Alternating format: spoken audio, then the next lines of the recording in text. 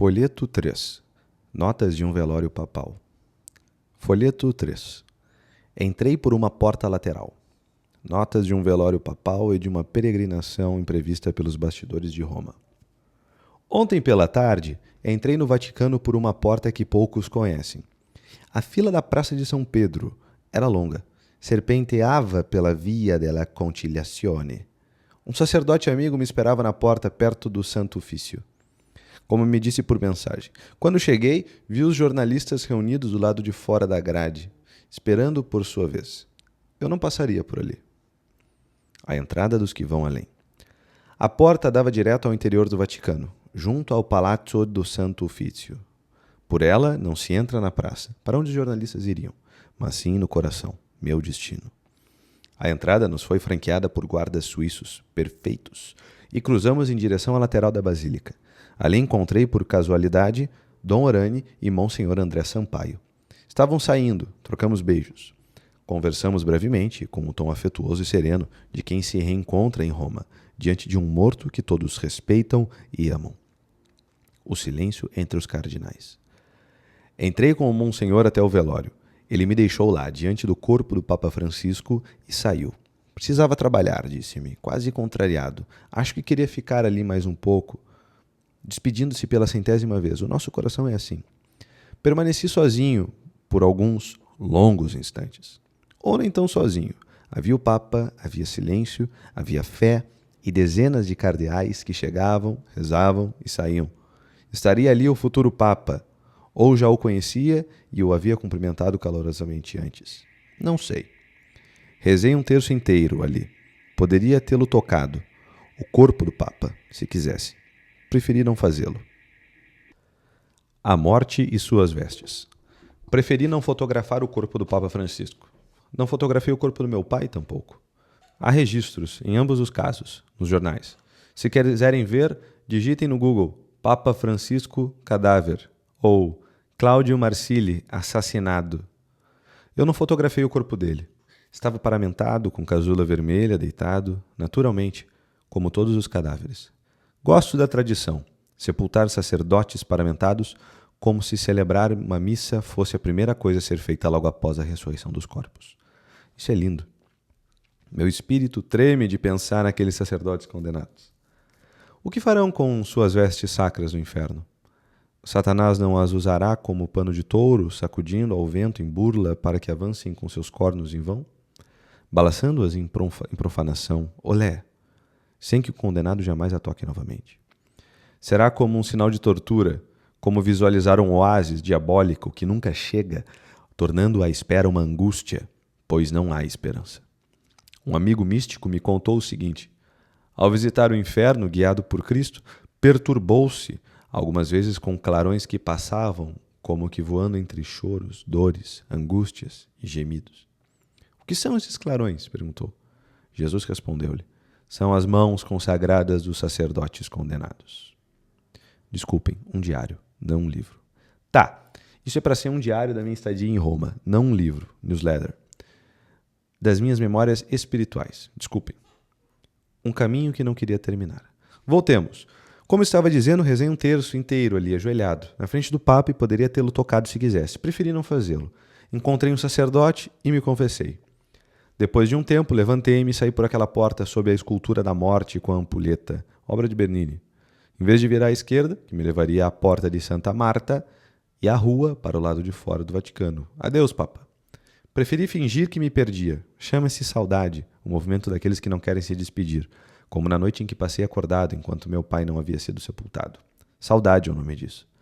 E segui à direita, entrando numa área de serviço do Vaticano e depois administrativa, proibida para a maioria. Mas o amor nos destaca da maioria e nos faz únicos. Ali só havia eu, meu coração, minhas lembranças e saudade, do Papa e do meu pai. Passei pela frente do Palazzo del Governatorato, edifício austero, de linhas severas. Continuei caminhando, sem saber exatamente para onde, completamente sozinho. Não havia uma viva alma por aqueles lados, apenas caminhava e rezava. Um terço entre fontes e ciprestes. Aos poucos, os corredores se abriram em jardins. Entrei nos jardins do Vaticano por vias internas, passando entre edifícios e ciprestes. Gosto de dizer ciprestes, embora não saiba exatamente o que são. Vi fontes que nunca tinha visto, estátuas que não estão em folhetos, pátios que não têm nome no mapa. Rezei outro terço e continuei andando. Entre turistas e respirações de pedra. Cheguei, quase sem perceber, à Sala della Biga, uma das primeiras salas dos museus do Vaticano.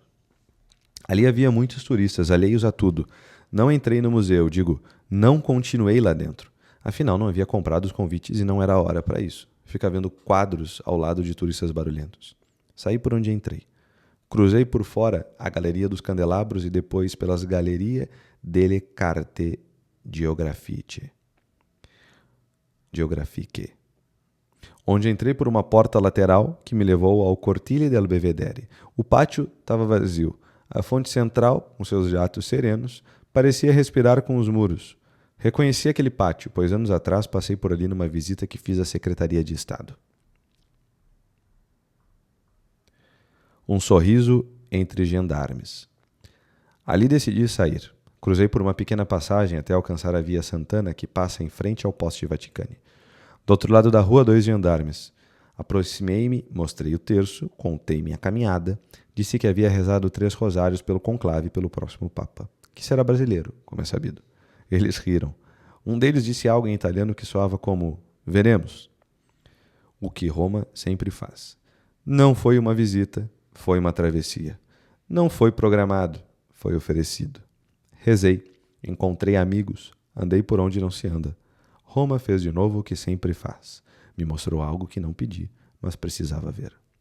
Saí andando, atravessei o Tibre, entrei na igreja de Santa Andrea della Valle e agradeci. Mais um pouco de oração, para os que quiserem. 1. Ele está vivo e está conosco. Jesus se apresentou no meio dos discípulos e lhes disse: Sou eu, não temais. Eles, assustados e perturbados, acreditavam ver um espírito, e ele disse: Por que vos assustais e por que se levantam dúvidas em vosso coração? Vede minhas mãos e meus pés, sou eu mesmo. Tocai e vede. Lucas 24, versículo 36 a 39. O Senhor ressuscitou e está conosco. Precisamos tirar força disso, lutar com essa certeza. Não lutamos sozinhos. Com ele, a morte foi vencida.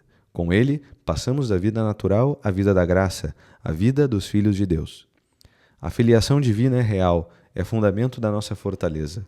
É o que sustenta o cristão quando tudo parece ruir. 2.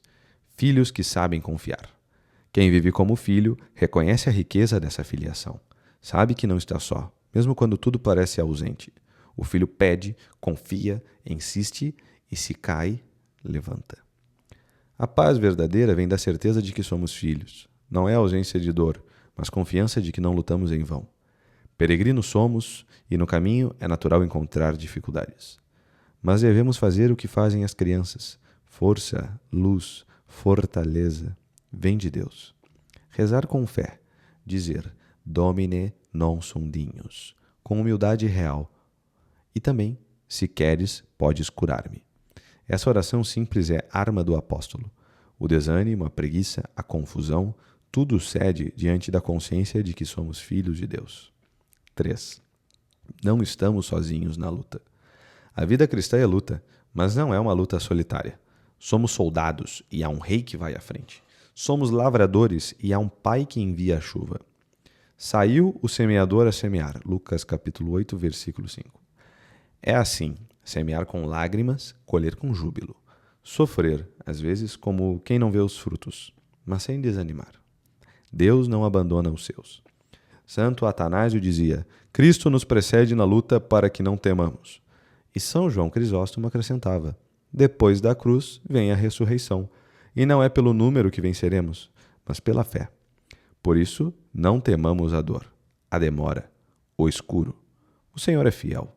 Onde Ele está, há vitória, ainda que por fora tudo pareça ruína.